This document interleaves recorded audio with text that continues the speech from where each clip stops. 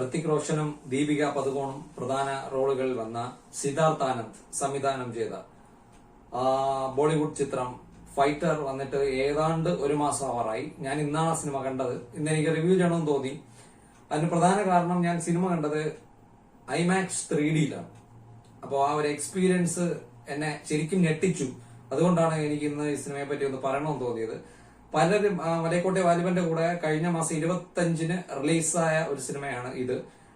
ട്രെയിലറും ടീസറും ഒക്കെ ഭയങ്കര ഇംപ്രസീവ് ആയിരുന്നു. അങ്ങനെ അപ്പോ അതുകൊണ്ട് ഇത് കാണണമെന്ന് എനിക്കുണ്ടായിരുന്നു. പക്ഷെ മലയക്കോട്ടെ വാലിബൻ കാരണമാണോ എന്നറിയില്ല, അധികം നാളൊന്നും ഇവിടെ തിയേറ്ററിൽ സിനിമ ഓടിയില്ല. ദിവസങ്ങളെ കിടന്നോളൂ, സിനിമ മാറി. പക്ഷെ ഇന്ന് ഞാൻ ഒരു സിനിമ കാണണമെന്ന് പറഞ്ഞ് നോക്കിയപ്പോ ട്രിവാൻഡ്രം ലുലുല IMAX-ൽ ഈ സിനിമ 3Dയിൽ ഓടുന്നു എന്ന് കണ്ടു. അങ്ങനെ ബുക്ക് ചെയ്ത് പോയതാണ്. ശരിക്കും എനിക്ക് കിട്ടിയത് വളരെ ഞെട്ടിക്കുന്ന, അത്ഭുതപ്പെടുത്തുന്ന ഒരു അനുഭവമായിരുന്നു. അതുകൊണ്ടാണ് ഞാനിപ്പോ നിങ്ങളോട് പറയാൻ പോയത്. ശരിക്കും ഈ അടുത്ത കാലത്ത് ഹിന്ദിയിൽ വന്നതിലെ ത്രില്ലറുകളിൽ, മാസ് ആക്ഷൻ ത്രില്ലറുകളിൽ ഏറ്റവും മികച്ചു നിൽക്കുന്ന ഒരു സിനിമയാണ് ഈ ഫൈറ്റർ എന്ന് എനിക്ക് തോന്നി. ഈ നമ്മളെ ജവാനും പതാനും ഒക്കെ ടൈഗർ 3യും ഒക്കെ ഇങ്ങനെ വന്ന് വലിയ കൊട്ടിഘോഷിക്കപ്പെടുന്ന ഈ കാലത്ത് ആരും ശ്രദ്ധിക്കാതെ പോയ ഒരു ഏറ്റവും കിടിലം എക്സ്പീരിയൻസ് ആയ ഒരു അടിപൊളി എക്സ്പീരിയൻസ് തരുന്ന നല്ല നീറ്റ് ആയിട്ടുള്ള ഒരു ത്രില്ലർ ആയിരുന്നു. ഒരു patriotic military action mass thriller എന്ന് തന്നെ പറയാം. ഒരു ഡ്രാമ അങ്ങനെ തന്നെ പറയാം നമുക്ക് ഈ സിനിമയെ.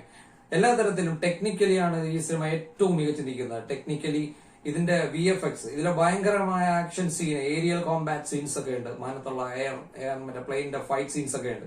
ഇതിന്റെയൊക്കെ ഒരു പെർഫെക്ഷൻ കണ്ടു കഴിഞ്ഞാൽ ശരിക്കും അത്ഭുതപ്പെടുത്തിപ്പോ. ഒരു ഹോളിവുഡ് സിനിമയെ പോലും വെല്ലുന്ന രീതിയിലാണ്, അത്രയ്ക്ക് ഒരു അഡ്രിനാലിൻ പമ്പ് ചെയ്യുന്ന ഒരു ലെവലിലാണ് ഇതിലെ സീനുകൾ പോയിരിക്കുന്നത്. ഇതിലേതാണ് VFX, ഏതാണ് ഒറിജിനൽ എന്ന് തിരിച്ചറിയാൻ ശരിക്കും ബുദ്ധിമുട്ടാണ്. ഇതിലെ പല സീന് കണ്ടിട്ട് എനിക്ക് തന്നെ തോന്നി ഇത് ഒറിജിനൽ ആണോ VFX ആണോ എന്ന് പെട്ടെന്ന് എനിക്ക് പൊതുവെ ഇങ്ങനെ തിരിച്ചറിയാൻ പറ്റും മിക്കവാറും. പക്ഷെ എനിക്ക് പറ്റിയില്ല. അത്രയ്ക്ക് റിയലിസ്റ്റിക് ആയിരുന്നു. 3Dയിൽ അത്ര റിയലിസ്റ്റിക് ആയിരുന്നു.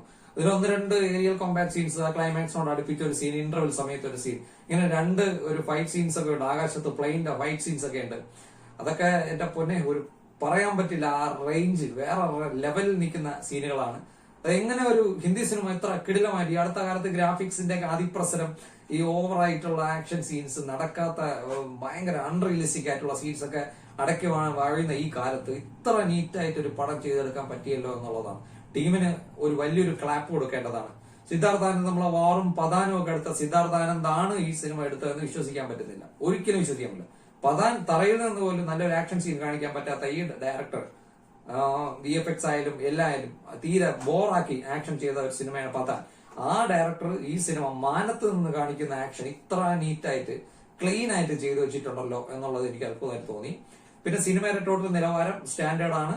ആവശ്യമില്ലാത്ത രംഗങ്ങളില്ല. വളരെ ഫാസ്റ്റ് ആണ്. എനിക്ക് സിനിമയുടെ ഏറ്റവും ഇഷ്ടപ്പെട്ട കാര്യം ഫസ്റ്റ് സീൻ മുതൽ ലാസ്റ്റ് സീൻ വരെ ആവശ്യമില്ലാത്ത ഒരൊറ്റ സീനില്ല. വളരെ ഇമ്പോർട്ടന്റ് ആയിട്ടുള്ള സീനുകൾ മാത്രം വളരെ ഫാസ്റ്റ് ആയിട്ട് ആ സ്ക്രിപ്റ്റ് പോകുന്നുണ്ട്. ഒരു സെക്കൻഡ് പോലും ബോറടിക്കില്ല. അത് ആക്ഷൻ ആയാലും ഇമോഷണൽ സീനുകളായാലും ഒട്ടും ബോറടിക്കില്ല. പിന്നെ നായിക, ആവശ്യമില്ലാത്തൊരു നായികയെ പ്ലേസ് ചെയ്യാതെ നായികയ്ക്കും നായകനും തുല്യമായ പ്രാധാന്യം കൊടുത്തുകൊണ്ടുള്ള നല്ലൊരു കഥയാണ്. നായകന്റെ കഥയേക്കാൾ കൂടുതൽ നായികയുടെ കഥ, കുടുംബകാര്യങ്ങളും ഒക്കെ കാണിക്കുന്നുണ്ട്.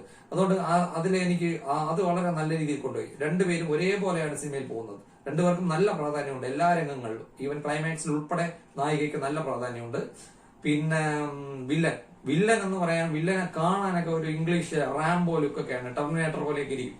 ടെർമിനേറ്റർ അടുത്ത പാർട്ട് ഉണ്ടെങ്കിൽ നമ്മൾ ഈ വില്ലനെ ടെർമിനേറ്റർ ആക്കാൻ പറ്റും. അത്ര നല്ലൊരു ഫിഗറൊക്കെയാണ്. വില്ലൻ ഒരു സൂപ്പർ ഫിഗർ ആയിട്ടുള്ളവരാണ്. പക്ഷെ വില്ലന്റെ ഇൻഫ്ലുവൻസ്, വില്ലനല്ല, ആ വ്യക്തിയല്ല ഇതിലെ ശരിക്കുള്ള വില്ലൻ. ശരിക്കുള്ള ഇതിലെ വില്ലൻ ആണെന്ന് ചോദിച്ചാൽ നമ്മൾ പാകിസ്ഥാൻ ആണ് ഇതിലെ ശരിക്കും വില്ലൻ. അങ്ങനെയാണ് ഇതിൽ കാണിച്ചിരിക്കുന്നത്. ഈ അടുത്ത കാലത്ത് വന്ന പല സിനിമകളിലും, ഹിന്ദി സിനിമകളിലും വില്ലൻ പാകിസ്ഥാനാണ്. നാളെ ഏത് അവസ്ഥയിലോട്ട് എത്തുമെന്ന് അറിയില്ല. ആ രാജ്യത്തിനെയാണ് അങ്ങനെ വില്ലനായി കാണിക്കുന്നത്. ഇതിലും അങ്ങനെയാണ്. ഒരു വില്ലൻ ഉണ്ടെങ്കിലും ഇത് ശരിക്കുള്ള വില്ലൻ പാകിസ്ഥാനാണ്. ഈ വില്ലൻ വന്നു കിടന്ന് എന്തൊക്കെയോ കാണിക്കുന്നതേ ഉള്ളൂ. ലുക്ക് വന്നു കിടന്ന ഡയലോഗ് അടിയും ഒക്കെ ഉള്ളൂ. വില്ലൻ ഒരു പവർ ഇല്ല, അത്രേ ഉള്ളൂ. അങ്ങനെയാണെങ്കിൽ നമ്മുടെ ടൈഗർ 3-ലെ വില്ലനായിട്ടുള്ള മറ്റേ ഇമ്രാൻ ഹാഷ്മി, അദ്ദേഹമൊക്കെ നല്ല കുറച്ച് പവർഫുൾ ആയിട്ടുള്ള വില്ലനായിരുന്നു. പിന്നെ നമ്മളെ പത്താനിലെ വില്ലൻ ജോൺ അബ്രഹാം, അതൊക്കെ കൊള്ളാമായിരുന്നു. ഇതിലെ വില്ലൻ ക്യാരക്ടർ അത്ര പോരാ എന്ന് തോന്നി. പവർഫുൾ എല്ലാം തോന്നി. പിന്നെ ഇമോഷണൽ സൈഡിൽ ഒരുപാട് സീനുകളുണ്ട്. മൊത്തത്തിൽ പടം നല്ല നീറ്റ് പടമാണ്. ഒരു തരത്തിലും പടം ഡിസപ്പോയിന്റിങ് അല്ല, ബോറിംഗ് അല്ല. പിന്നെ നിലവാരം കുറഞ്ഞ അൺറിയലിസ്റ്റിക് ആയിട്ട് നിലവാരം കുറഞ്ഞ രംഗങ്ങളില്ല, നീറ്റാണ്. പിന്നെ നായിക തമ്മിലുള്ള പ്രണയവും അതിന്റേതായ സ്റ്റാൻഡേർഡ് കീപ്പ് ചെയ്ത് മുന്നോട്ട് പോയിട്ടുണ്ട്. പിന്നെ ഋത്തിക് റോഷൻ എടുത്ത് പറയണ്ടല്ലോ. ഋത്തിക് റോഷൻ ഇന്ത്യയിൽ തന്നെ എനിക്ക് ഏറ്റവും ഇഷ്ടപ്പെട്ട ഒരു ഒരു ഫിഗറുള്ള, ഒരു ലുക്കുള്ള, ഗ്ലാമറസ് ആയിട്ടുള്ള, സെക്സ് അപ്പീലുള്ള, അല്ലെങ്കിൽ കഴിവുള്ള, ഇതെല്ലാം ചേർന്ന നല്ലൊരു നടനാണ് ഒരു ഋത്തിക് റോഷൻ. എനിക്ക് ഋത്തിക് റോഷനെ സ്ക്രീനിൽ കണ്ടുകൊണ്ടിരിക്കാൻ തന്നെ വല്ലാതെ ഇഷ്ടമാണ്. ഋത്തിക് റോഷൻ ഇതിലൊരു ഫൈറ്റർ പ്ലെയിന്റെ പൈലറ്റ് ആയിട്ട് വരുന്നു, ഒരു എയർഫോഴ്സിന്റെ ആളായിട്ട് വരുന്നു. അപ്പൊ പിന്നെ ആ ഒരു ക്യാരക്ടറും ഋത്തിക് റോഷനും കൂടെ ആകുമ്പോൾ തന്നെ കൈയടിക്കാനും എൻജോയ് ചെയ്യാനും ആ കഥാപാത്രത്തിനെ, ആ വ്യക്തിയെ നല്ല രീതിയിൽ നമുക്ക് എൻജോയ് ചെയ്യാം.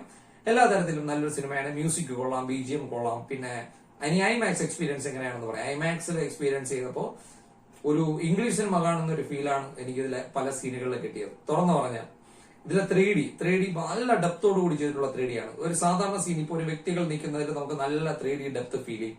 സാധാരണ സീനിൽ പോലും നമുക്ക് 3D ഡെപ്ത് ഫീൽ ചെയ്യും. പിന്നെ 3D ഡെപ്ത് ഉജ്ജ്വലമായി തോന്നിയത്, അസാധാരണമായി ഫീൽ ചെയ്തത്, എക്സ്ട്രാ ഓർഡിനറി ലെവലിൽ എന്നത് പ്ലെയിന്റെ സീനുകളാണ്. ആകാശത്തുള്ള ഫൈറ്റ് സീൻസും മറ്റ് ആക്ഷൻ സീൻസ് ഒക്കെ വരുമ്പോൾ തന്നെ 3D ശരിക്കും ഞെട്ടിപ്പിച്ച് കളയുന്ന, നമ്മളെ പേടിപ്പിച്ച് കളയുന്ന രീതിയിലുള്ള സീനുകൾ വരെയുണ്ട്.